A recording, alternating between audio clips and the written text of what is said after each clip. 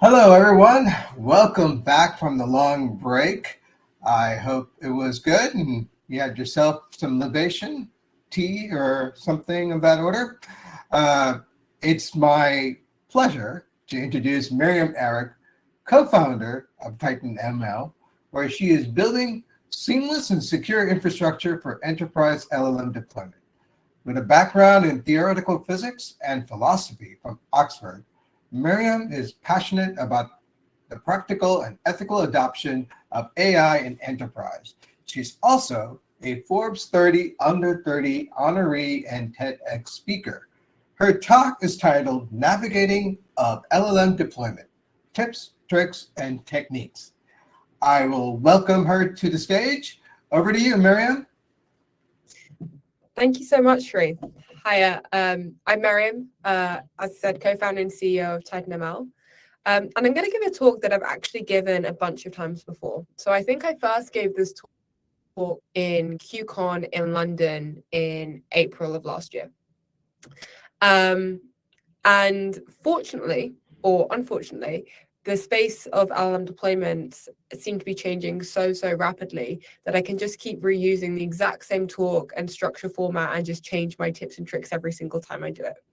So this particular version is called Navigating LLM Deployment Tips, Tricks, and Techniques 2.0. It's actually more like a 2.1 because it's been through a couple iterations since I first gave it last year.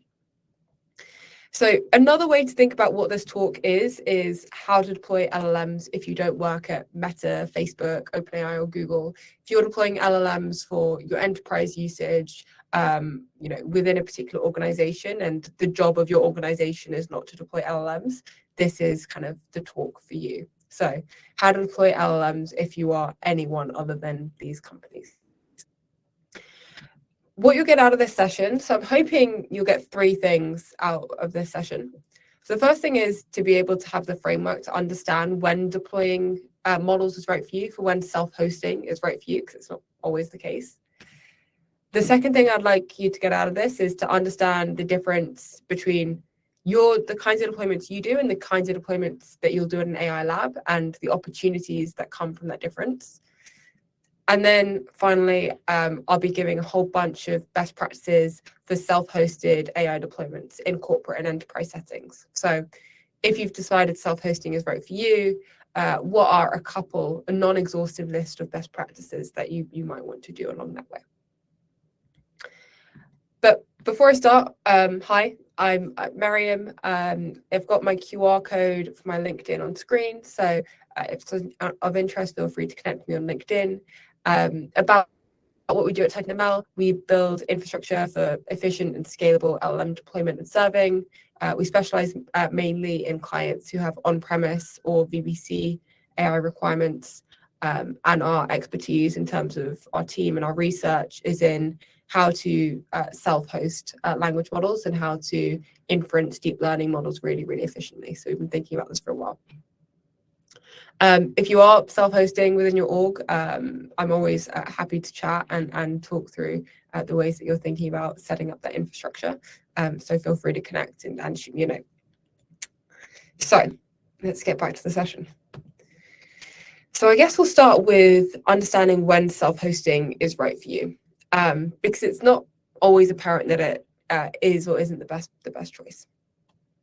So firstly, what is self-hosting?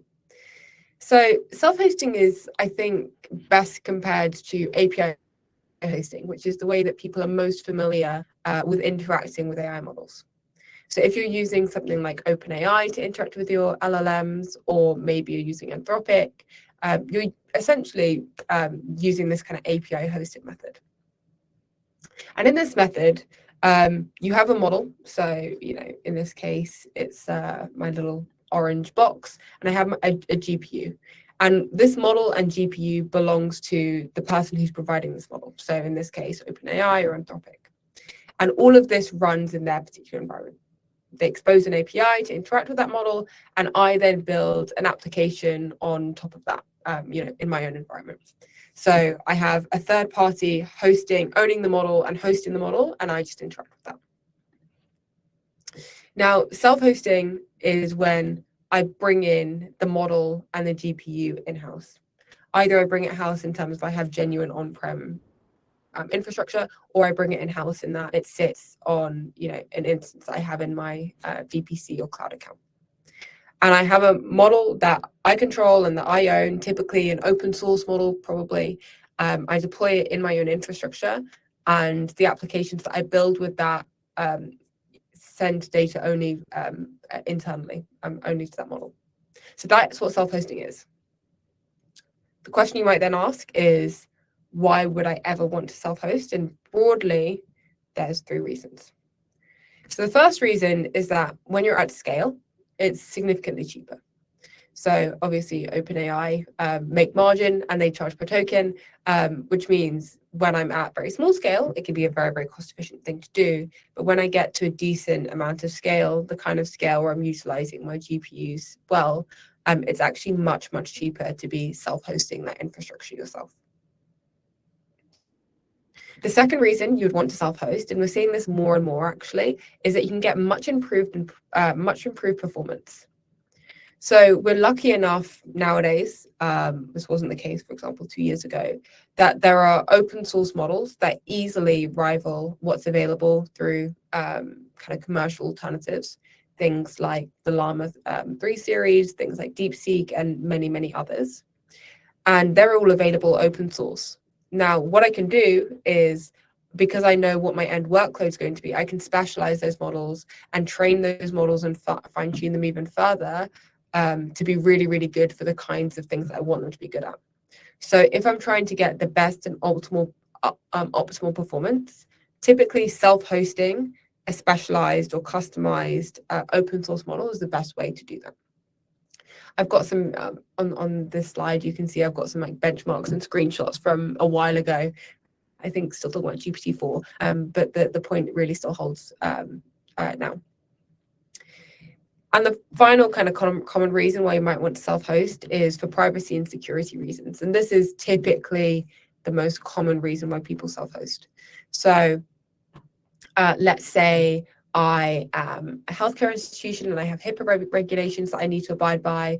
Let's say I process a lot of data that needs to be compliant with GDPR. A lot of the commercial offerings available might not necessarily deploy in the regions that I care about, or might not necessarily come with the guarantees that I need. Whereas if I self-host and deploy in my own private environment, I know that I'm going to be able to get that privacy and security that I guarantee for my customers for all other microservices. So these are kind of the 3 main reasons you might want to self-host. And it's also a great thing to do if you find this type of thing interesting. You can really get under the hood and learn a lot about how these models work. This some evidence for the reasons you might want to self-host is this survey done by Andreessen Horowitz, which was asked enterprises why they cared about open source. So open source is very similar in spirit to self-hosting. You typically self-host open source models. And the main reasons given were control, which goes to my privacy element, customizability, which goes to this performance element, and cost are the main reasons that have been cited. So here's, I guess, a summary of why would you want to self-host. And these are the kinds of questions that you can ask yourself. And if any of these are true, then it's probable that self-hosting might be the right option for you to go down. Now, there's no surprise, and this is a little bit outdated, but from the exact same survey, but it's still the case. The enterprises expect to be using more and more open source as the models get better. Because given that the model quality is the same, and given it's not that much more difficult to self-host than it is to use API-based models, the argument for self-hosting is very, very strong. It just feels like a very natural thing to want to do, which is why a lot of enterprises are looking to increase the amount of open source they're using and build up capabilities and being able to deploy and self-host these models. One quick public service announcement. Before I go on to the rest of the talk, you should actually always self-host your embedding models. So even if you're using API-based models, like O1 or GPT-4o. For your embedding models, it's a really good idea to self-host those. They're very easy to self-host, and it just gives you a bit of protection if embedding models ever get deprecated. So that's a very, very quick PSA. So good reasons to self-host and bad reasons to self-host. So good reasons to self-host is if you're building for scale, you need to deploy in your own private environment for whatever reason, for privacy, security, regulatory reasons. Maybe you're using embedding models or rank models that you should be self-hosting. Maybe you have a very domain-specific use case where your performance can get much better. And my favorite reason is that maybe you just have trust issues and you just want to do it yourself, which is fine. Bad reasons to self-host, you thought it was going to be easier. It's unfortunately not easier. There's a bit more infrastructure that you need to take control of.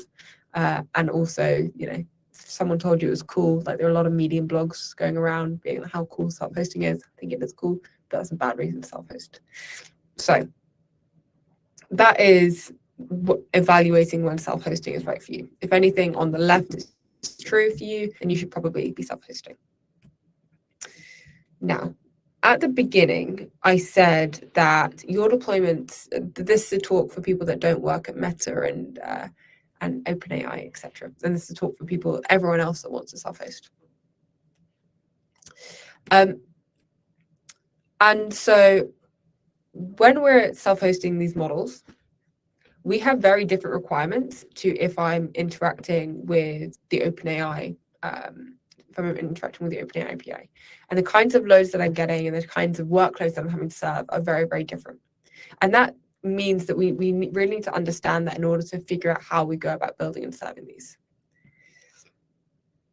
So if I'm, on the left in this AI lab category, I have a bunch of problems, but the problems that I have are typically pretty different if I'm not one of those.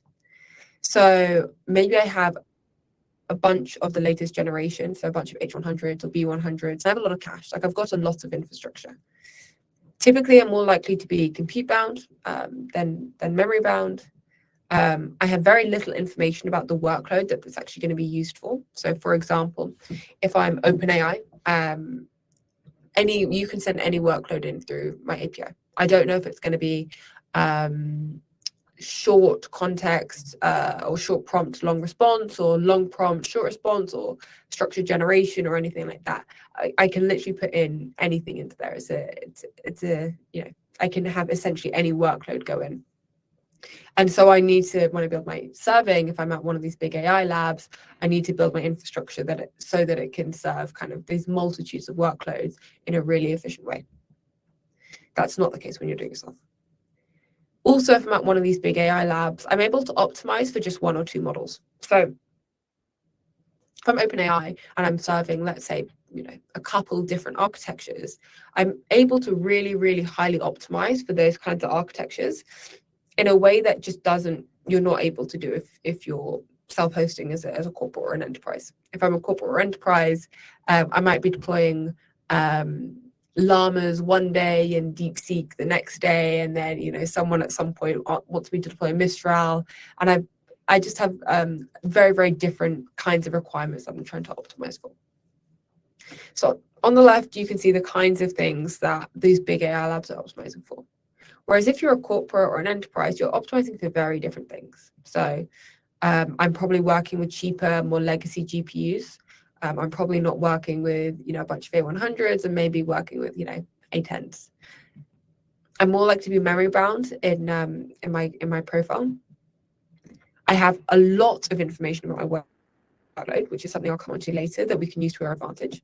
So if I'm hosting as an enterprise, well, let's say I'm a financial institution, well, I know a bunch of the use cases that they're going to use my API for downstream is some kind of structured, turning unstructured data into a structured format.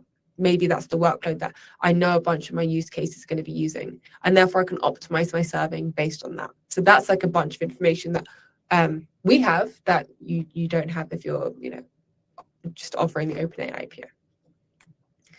And another big difference is that I might be serving dozens of model types. I might be serving, let's say I'm a healthcare institution, I might be serving specialized specialized precision medicine models that are able to detect images. I might be serving llamas and DeepSeeks. I might be serving some embedding models. I have a bunch of different model types that I'm serving, and the chances are those models are going to change very, very rapidly. So that's something I need to build in when I'm building my deployment and serving infrastructure. So your deployments. So firstly, we know when self-hosting is right for us. We've got that checklist, and if we hit any of the things on that checklist, we should probably be self-hosting. Secondly, the kinds of deployment methods that the big AI labs use are probably going to be different from the ones that we will be able to use and the ones that we should use, because our GPUs and workloads are just completely different. Now, I'm going to come on to a couple best practices for self-hosting AI deployments in corporate and enterprise environments. Now, these are very much non-exhaustive tips for self-hosting. They're just a couple of things that we find are very, very useful for folks to know. So I'll list them all out now, but I'm going to go into each one one by one. So the first thing that we always suggest for our clients to do is to understand their deployment boundaries and work backwards. I'll come on to what that means, but essentially it means understanding what kind of resources I have available and what kind of SLAs I need to be able to hit. Second thing is quantized models are your friends. They're really, really great and should almost always be used. Number 3, getting batching right really matters. Number 4, you should optimize for your workload, which is something you're able to do that big labs are not able to do. Number 5, you can be sensible about the models you use. That's actually 6, consolidate your infrastructure within your organization. So I guess we'll start with deployment boundaries.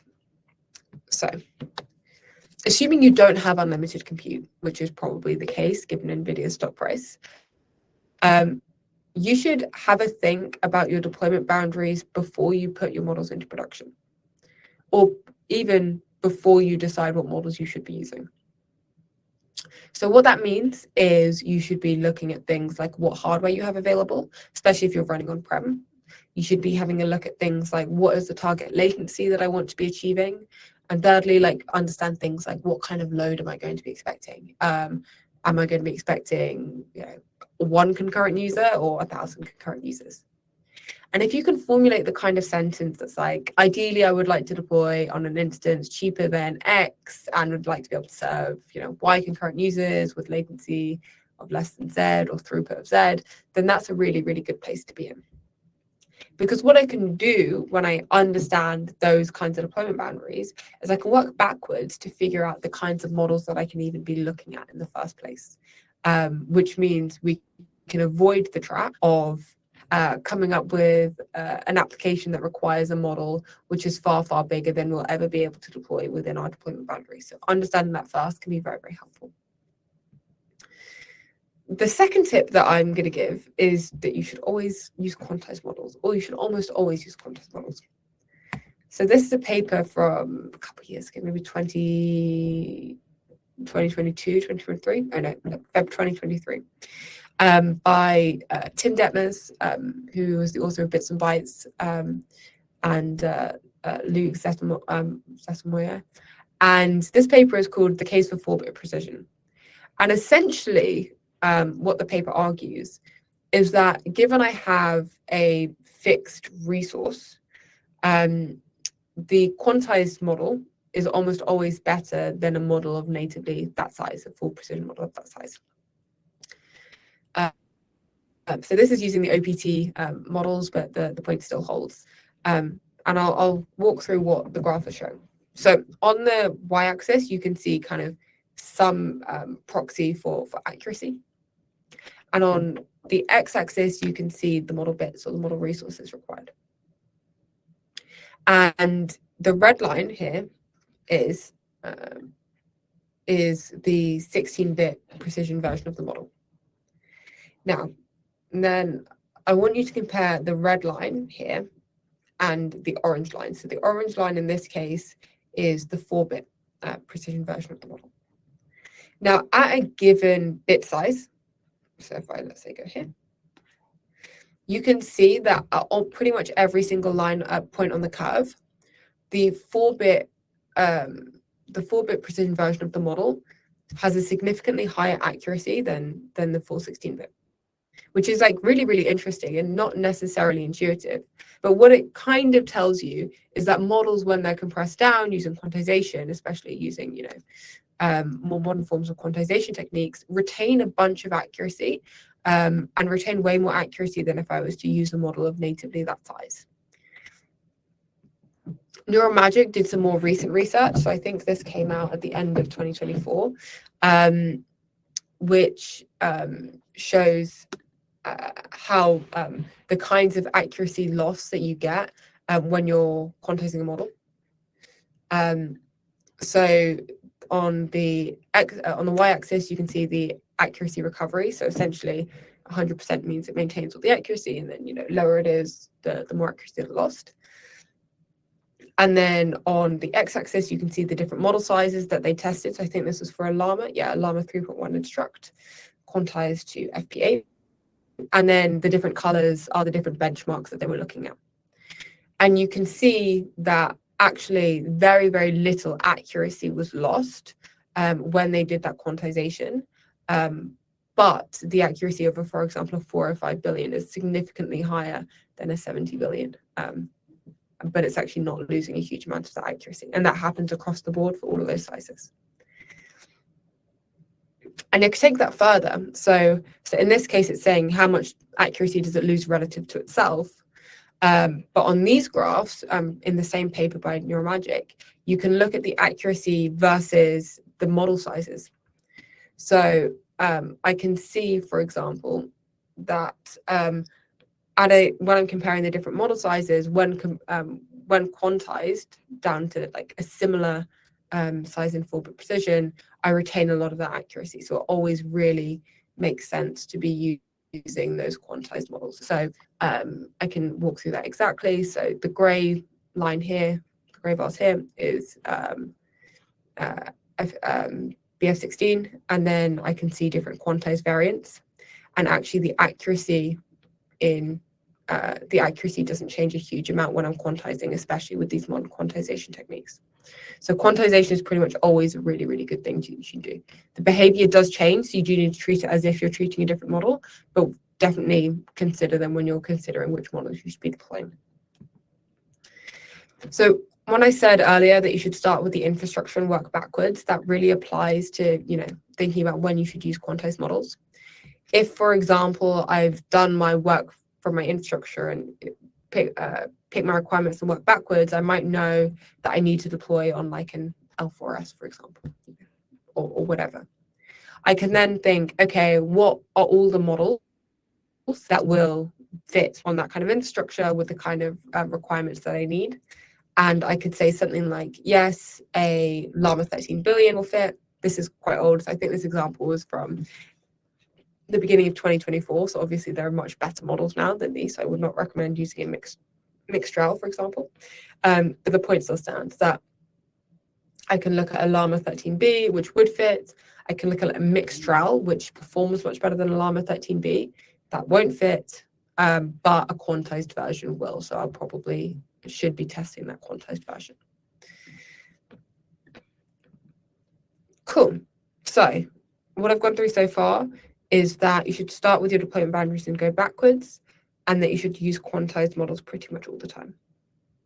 Third thing I'm going to talk about is batching strategies, because this is quite a high leverage way that you can improve the deployments of your models, and something that we see people get wrong all the time. And I'm going to go through 3 different types of batching and show how big a difference in GPU utilization there is between different batching strategies.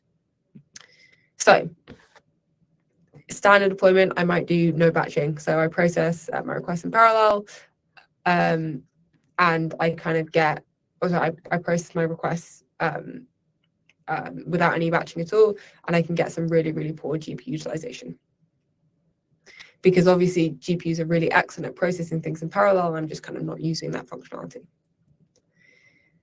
The second way that we see people doing batching, and I think this is what we see in a lot of really in popular inference servers, is using some kind of like dynamic batching. So I wait between requests, and I process my requests in a bunch of groups.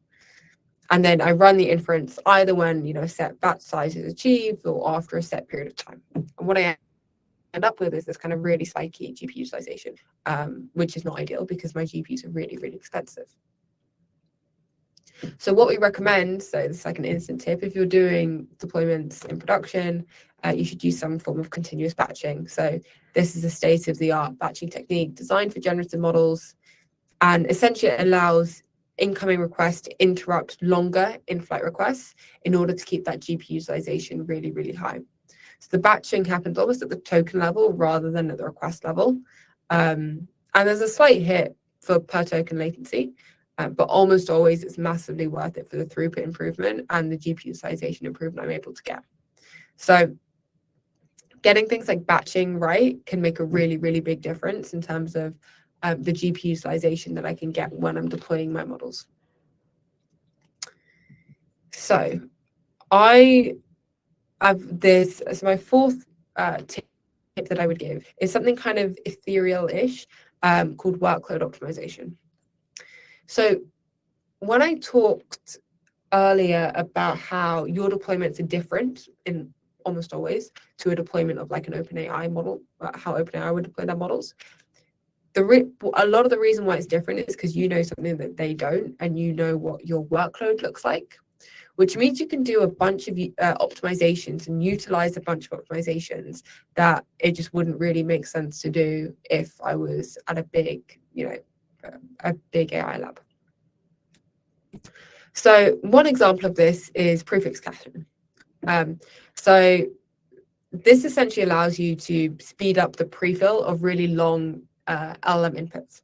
So you can pre-compute the KV cache of text and then reuse that when the context is reused. Now, the reason why a corporate or an enterprise is able to use this is because they probably have a use case where there's a very, very long kind of pre-prompt or instruction, and then a small thing that changes every time I want to add that prompt. So maybe I have big long instruction, or maybe a big long kind of multi-shot examples, and then I have my actual prompt that changes thing by thing.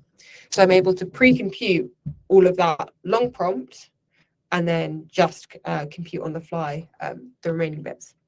So use cases for that are long context RAG, long document query, multi-round long conversations, which makes sense if I know what my workload looks like. And this prefix caching is just one of these examples of these workload optimizations, and it has huge effects. So that's 7x higher throughput on this example. So on this example, you can see when the two blue lines up here are when we've got prefix caching turned on versus these green lines as when it's turned off, and you can see a really significant improvement in the throughput that you're able to get. There are also other forms of caching. So I say this a bit ethereal because depending on your workload, you can do a lot to change the kind of performance you're able to get. So there are forms of speculative decoding, which act as a cache. We actually wrote and released a blog on that very recently. You can check it on our website. And so use cases for this are tasks when the model might generate similar tokens between requests. You can kind of use a form of caching there, so you don't have to compute everything every time. So a client did this for a JSON extractive workload, and it got about a 2.5 latency decrease. And this makes sense in corporate or enterprise deployment settings, and just doesn't make sense if you're a big AI lab. So that's a big advantage that you have when you're doing these deployments. So tip number 5 is model selection, which kind of goes back to some of the early tips that I have. But it's a message that I started giving a while ago, and the message hasn't really changed, which is, at the time, GPT-4 is king, but you don't get the king to do the dishes. Now you could say, GPT-01 or 03 is the king, but you don't get the king to do the dishes.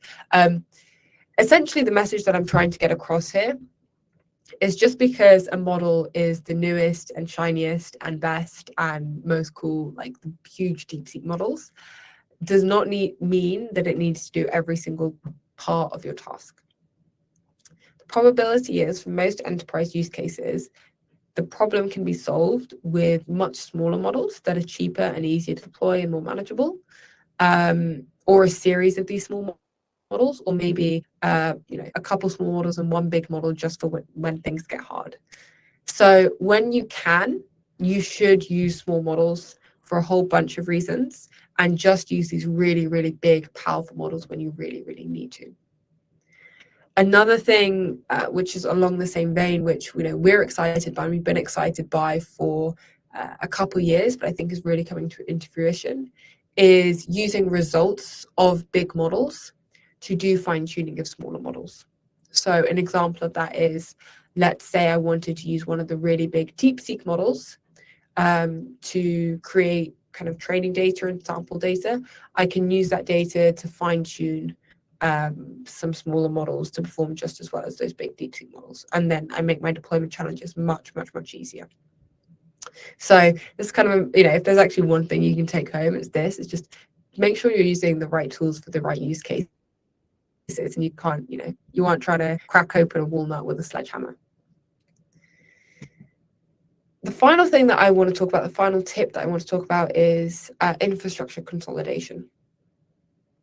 So in traditional ML teams, most teams kind of in deployment sense worked in silos, and that doesn't make sense in Gen AI. So it kind of was fine in ML because the models are relatively small, but in Gen AI, the models can be so big and the deployments can be so complex that centralizing deployments and managing them centrally and offering that as a shared resource across the organization is very, very, very valuable. So I guess the message I have is serving is really hard. Like, don't have two teams serve llamas independently if you just don't have to. And similarly, GPUs are really expensive, so don't waste them if you can just consolidate all of that infrastructure. So in like an ideal setup, you might have something that looks a bit like this, where obviously the models are a bit out of date now, but I have a central compute infrastructure where I have my GPUs, and then I offer centrally hosted models that I give access to the rest of the organization. Maybe I give a couple llama models and allow them to do like fine tuning on top, or allow them to RAG, or allow them to like RL or whatever it is. But if I centrally host that, then my individual ML teams can just focus on delivering those applications rather than delivering applications and trying to build the infrastructure at the same time. I can give an example of this that we did with a client, which was RNL, where we consolidated a bunch of their infrastructure. They had multiple AI-powered apps using different models. So at the time, it was a combination of mixed trials and embedders, but obviously times moved on. What we were able to do with our platform was just kind of host them centrally. So host a central mixed trial and embedder, and then deploy that on like half the number of GPUs, because I'm able to, kind of consolidate that infrastructure and have them share the GPU resource. And a good pattern that we see teams do is having this centrally hosted deployment framework or compute resource, and then deploying like a small, medium, and large like state-of-the-art model that people can build their apps on top of. That tends to be quite a nice way of doing it.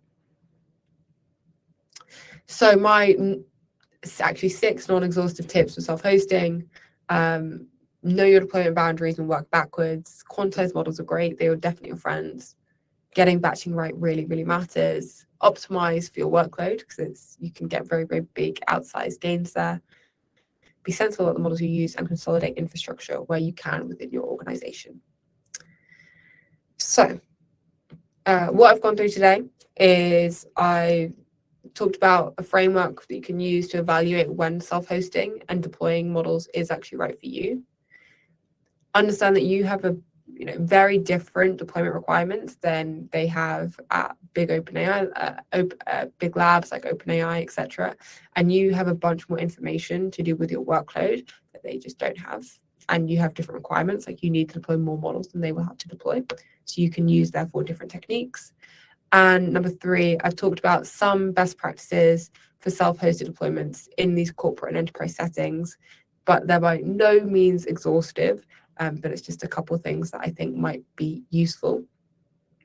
If you want to be self-hosting and actually don't want to be doing and building all of the infrastructure yourself, you can use a deployment platform like TitanML, and that just kind of means that we take care of all of the difficult tips and tricks that you need to do, and you can just hit various endpoints deployed in your environment. I'll pause now. I think we've got 10 minutes. Are there any questions? I'm waiting. Any questions for Miriam? You can put them on the right-hand side. There's a Q&A button. Click on them and click on Ask a Question, and then I will watch them on the approve and show that. While we're waiting, I put in a question. Okay. And so the question I have is, there's the audience here are in various stages of their journey when it comes to AI, and you've been talking about self-host. And the question I have is, what is the general progression you've seen before you get to self-host? So a lot of times people might be starting on their laptop, they might be starting, maybe they're starting on OpenAI or a Gemini platform. How do you, in your experience, how is this progression? Yeah. So are you talking about for an individual like AI developer upskilling and learning about how to use AI models, or as an organization? Localization. As an organization, cool. Yeah.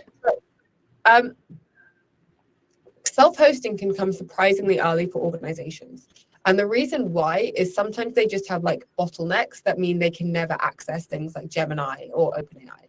So if I am a central bank or from a pharma company and I just cannot get it past InfoSec, I have no option but to be self-hosting if I'm trying to interact with these models. So we have a lot of clients who they're building their very first project at the same time they're building their self-hosting infrastructure, which is kind of a big undertaking, but is just kind of part of their reality and the industries in which they work. What we see, however, typically within organizations is they will have access to some kind of API-based model, whether that's OpenAI or whether that's Gemini or Claude or anything like that. Quite often they'll have restrictions on that. So they won't be able to put like client information in the API, or they won't be able to put like proprietary information in the API, but they'll be able to start building and start interacting with these models, start building like, my first RAG app and those kinds of things, and build up kind of muscle memory and intuition of how to work with these kinds of systems. And then once they've kind of got a feel of AI models and how to interact with language models, switching to a self-hosted models is just as simple as switching the API that you're calling. Instead of calling a big kind of OpenAI thing, I'm calling essentially hosted Llama. So that's typically how we see it, is you'll start with some kind of API account, maybe with non-sensitive data, and then as you're looking to move to production, move to self-hosting. Wonderful. Thanks for answering that question. While I'm waiting for any other questions, one thing that I noted in one of your slides was the inclusion of open source. And the slide, if I'm trying to recall, says something about when it catches up with an enterprise. Could you talk a little bit more about that? I'd like to hear about that a little bit more. Yeah, so this was so I took that graph from an Andreessen Horowitz survey that they did in 2023, I think, or maybe it started 2024. Yeah. And at that point, open source models were probably about 6 months behind, consistently 6 months behind these big API models. So we always had this idea of like, you kind of wait 6 months and then they'll get there and then you can use this open source equivalent. Yeah. That is completely different now. So it's completely different for two reasons. Number one is it's different because of Mark Zuckerberg. Because of the amazing things that Llama has been doing in kind of driving forward what's available in open source. And there have been so many teams that have built on top of the work that, the Meta and the Llama team have done. Like the DeepSeek models, for example, are fantastic and they're rivaling the best commercially available models. And so Yeah, in my slide, I kind of made the implicit assumption that open source would always be 6 months behind. And I don't think we can make that assumption anymore. I think it's very reasonable that the next best model that comes out could be an open source one. And that really changes the whole conversation about self-hosting. Yeah, no, it really caught my eye there. And, you know, there's all these, we have a talk later today about OPIA, right? I don't know if you're involved with that, but we're basically, this ecosystem is growing without bound, right? It's very chaotic. So when you're putting it, like going back to your self-hosting, you're trying to put these components together. There's a lot of bits and pieces to put together to create a functional system that works for you, right? Like you really went down to some granularity on the technical in terms of, but then there's all these new projects and new things coming in all the time. How do you evaluate all those things? You know, yeah, it's a great question, which is like, I guess broadly the question of like, how do you keep up? And there's like constantly new things coming out. Yeah. My answer to that is you need to work with partners that you trust to be able to do a lot of the heavy lifting for you. So, for example, we spend a whole bunch of our days benchmarking various papers and techniques that come out, and only the ones that we think actually make a difference and really drive forward, we put into the product. And our clients never need to know that they ever existed. They just need to know that we evaluated and put them in there. And I think this is like, if you find a couple partners, technology partners that you trust to be able to like deliver good technology for you, you don't really need to worry about, you know, everything else going on. There's like a secondary thing of like, how do I keep up with all the new models coming out? Like, you know, DeepSeek's come out, and now what, Claude 3.7 or something has come out, and like all of these things are coming out constantly. How do I keep up? How do I know which ones I need to evaluate and use for my application? And the kind of answer and heuristic I would give there is broadly just ignore when new things come out, unless you're struggling with the application at the moment. So if, for example, you're able to get where you want to get to with a model that's 6 months old, that is totally fine. That's so great, and you don't need to be evaluating the latest DeepSeek model. If you're not able to, and you're kind of pushing the frontier and the edge of what's possible, then you need to look at advanced techniques like fine tuning or, you know, RL or other things. But actually, the models available on the market now are good enough for most use cases. So if you just work in driving and kind of getting that model to perform in the way you want it to perform, you can largely ignore the hype and the buzz and the froth and just look up at that when you're actually encountering problems with what you're able to do. So working with technology partners and focusing on actually the products you're working on, I think how I think about ignoring the buzz. That sounds like great advice. I haven't seen any other questions come in. There's one, I think. That's me. I think that was my question. No, oh, wait. One. Oh, yeah. I got to see one. John said, considering that you work with Titan ML for hosting RAG chatbots, do you have any recommendations for RAG models used for small-scale applications, 20 to 50 users, utilizing something like 1 to 15 gigabytes of text in the data set? Yeah, so if you're doing some kind of like basic RAG model, you can actually get away with using some very cost-efficient and small models. So the latest Llama series that came out a couple months ago have some very small variants, like a 2 billion parameter and a 3 billion parameter variant, which is a very, very good model.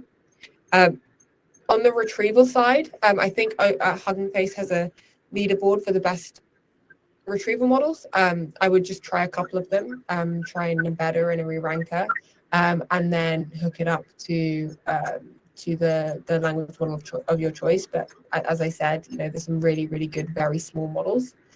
Often the most difficult thing when building RAG applications is not actually the language model itself. It's not actually the intelligence of the AI model.